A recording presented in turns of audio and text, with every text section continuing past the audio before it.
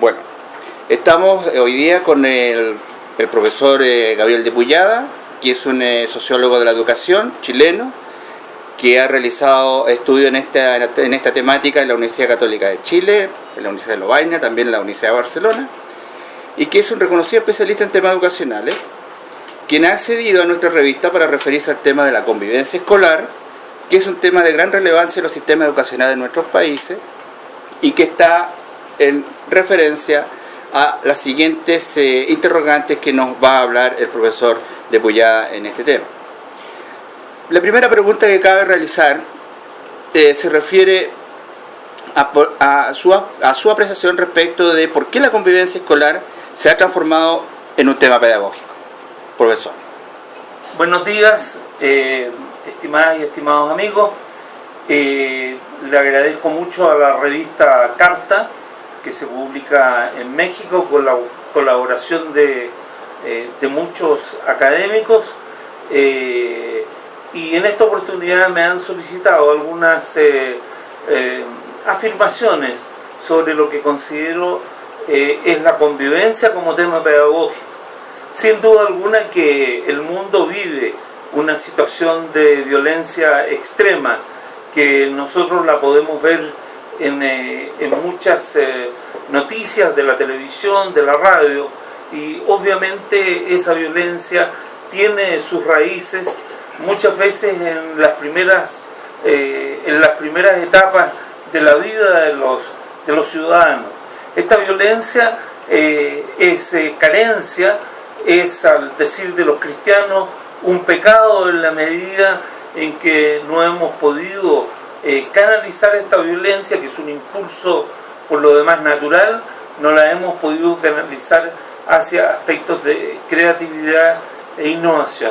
Por lo tanto, esta violencia que se vive en la sociedad también está al interior del sistema educacional, y nosotros vemos con angustia cómo los alumnos, los estudiantes se agreden entre sí, no solo una agresión de carácter físico, sino también agresiones de carácter psicológico que no les permiten el desarrollo pleno de su potencial humano. De ahí entonces que el tema se haya transformado para nosotros los educadores en un tema de muchísima relevancia pedagógica, frente al cual debemos pensar y actuar en concordancia con la búsqueda de un clima organizacional que nos permita realizar bien nuestro trabajo de desarrollo, enseñanza y aprendizaje de nuestros estudiantes. Profesor, enseguida, según usted, ¿cuáles son las principales características a definir respecto de la convivencia escolar?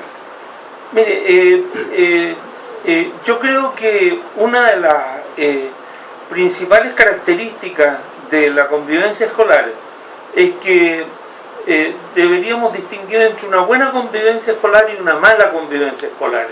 Tiene esto que ver con el clima organizacional, pero me quisiera referir a una buena convivencia escolar y cuáles son esas características.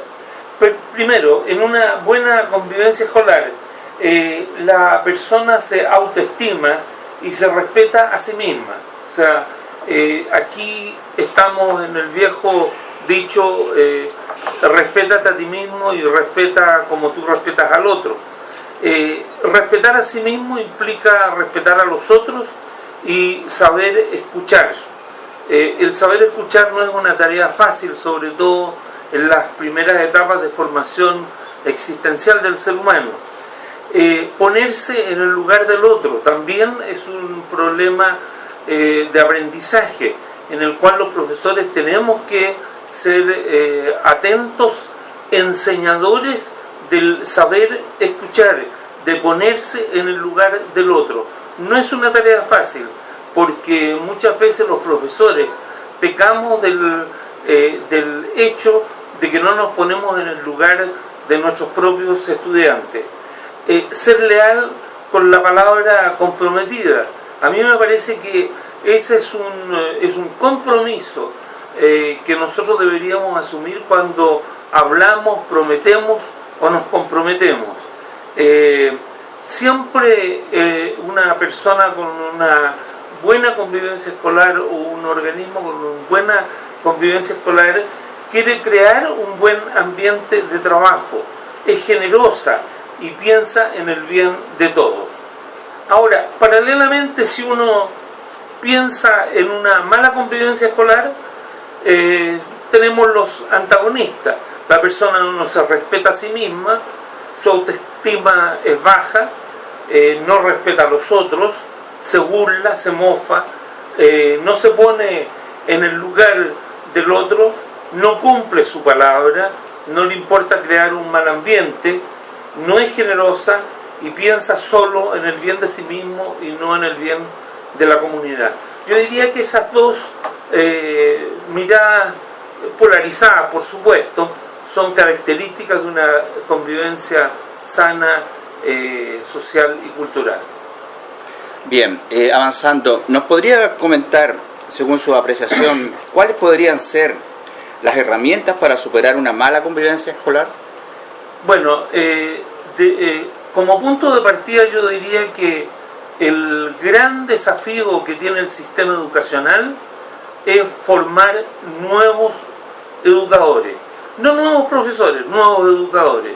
Y esto significa que la formación de nuevos educadores implique procesos de crecimiento personal muy profundo, que implique tratar de alcanzar estas características que acabo de mencionar como características de una buena convivencia, saber escuchar, respetarse a sí mismo, crear buenos ambientes, tener una mirada positiva frente a la vida, no vivir en la desesperanza. Todo eso es posible de ser enseñado en las instituciones formadoras de maestros, léase universidades o escuelas normales. En las universidades y en las escuelas normales cada vez más se enseñan ciencias de la educación, se enseñan metodologías didácticas, pero lo que nos queda de lado es todo el trabajo que nosotros tenemos que hacer con los futuros maestros. De igual manera, lo que nosotros conocemos como capacitación o perfeccionamiento docente, también debería trabajar esto que se conoce en el mundo de la empresa como competencias blandas.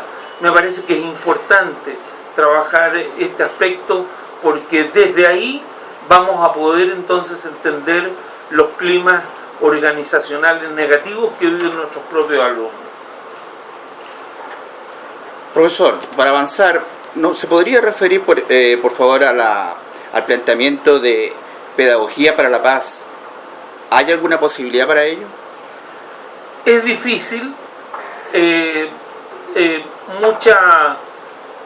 Muchas personas que viven en torno a los planteamientos de las Naciones Unidas y de la UNESCO han hablado de una pedagogía para la paz. No obstante eso, una pedagogía para la paz implica no solo enseñanza de actitudes y conductas, sino también valores. Y es ahí donde nos encontramos con un escollo bastante grande, porque la modificación de valores en una persona que ha sido socializada en la violencia va a ser muy difícil de ser cambiada.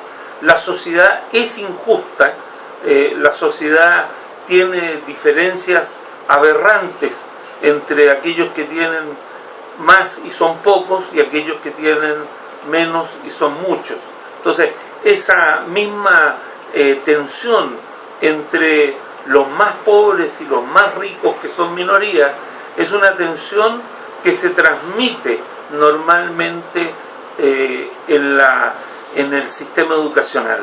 Y es por eso que el sistema educacional también está tan segmentado y se ha tenido como respuesta actualmente la idea de la inclusión, pero es una inclusión que está muchas veces referida a gente con discapacidades o a personas que tienen etnias particulares o inclinaciones sexuales de cualquier tipo, pero no se incluye o no se hace referencia a las diferencias sociales y económicas, que son diferencias estructurales de la sociedad y que afectan lamentablemente el diario vivir del sistema educacional. Por último, profesor, el reglamento y las medidas normativas ¿son unas medidas suficientes para enfrentar el tema de la convivencia escolar en el sistema educativo?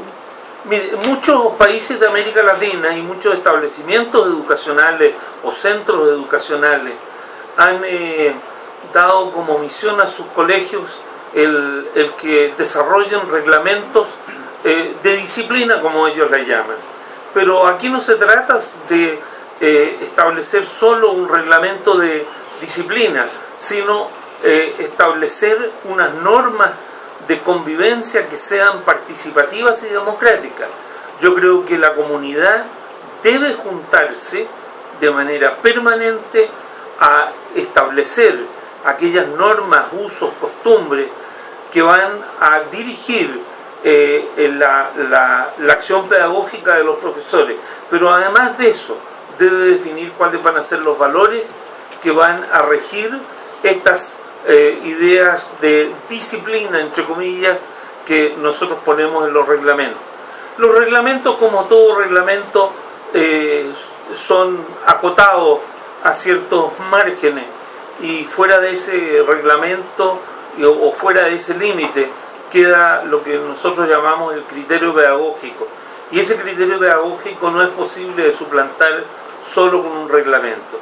El criterio pedagógico implica que el profesor sea capaz de comprender cabalmente y de manera profunda el ser humano que tiene adelante, que son sus estudiantes. Solo de esa manera, sabiéndolos escuchar, sabiéndolos respetar en lo que son en sí mismos y a su edad, yo creo que vamos a tener buenas normas de convivencia. Bien, le agradecemos su tiempo, profesor, y por haber abordado este tema y las principales preguntas que puede uno referirse para enfrentar este tema de la convivencia escolar. Muchas gracias. Gracias a ustedes.